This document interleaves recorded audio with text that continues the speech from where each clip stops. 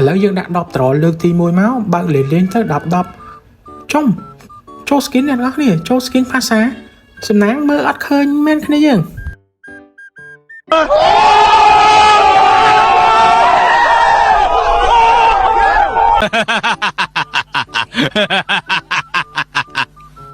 យើងមិនជឿឯងទេ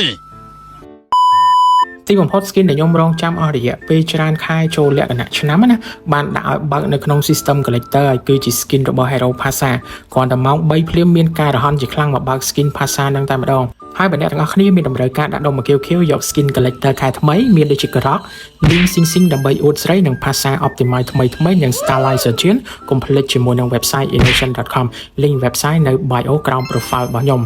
ឥឡូវយើងចុច10យកតែម្ដងបាន800 point ពេលណាយើងជប់ពេលហ្នឹងសំណាងពេលខ្លះមើលអត់ឃើញទេអ្នកទាំងអស់គ្នាពេលខ្លះមកត្របាន skin ពេលខ្លះ10ត្រចូល skin មួយអីចឹងទៅឥឡូវហ្នឹង10ហើយ10ទៀតដូចរៀងស្ងាត់តែឥឡូវហ្នឹងសរុបមកគឺថាចិត្តបាន800 point អ្នកទាំងអស់គ្នាគឺបាន500 point ឥឡូវនៅតែបន្តធ្វើម៉េចបើកធ្វើម៉េចឲ្យបាន800 point ឲ្យគ្រប់ដូរបាន skin ហ្នឹងមួយពីព្រោះថាសំណាងពិតជាមើលអត់ឃើញមែនសំណាងយើងមើលអត់ឃើញទេព្រោះថាសំណាងយើងមានហើយគឺមានអាខៀវនិង Crystal Aurora យើងសរុបចូលគ្នាទៅប្រហែលជា 75k វាល្មមនឹងបាន Pasa មួយឲ្យសល់ទៀតអញ្ចឹង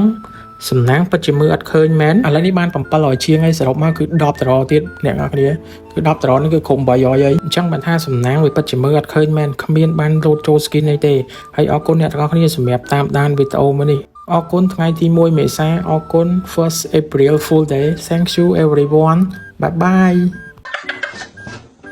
Oh my god, English.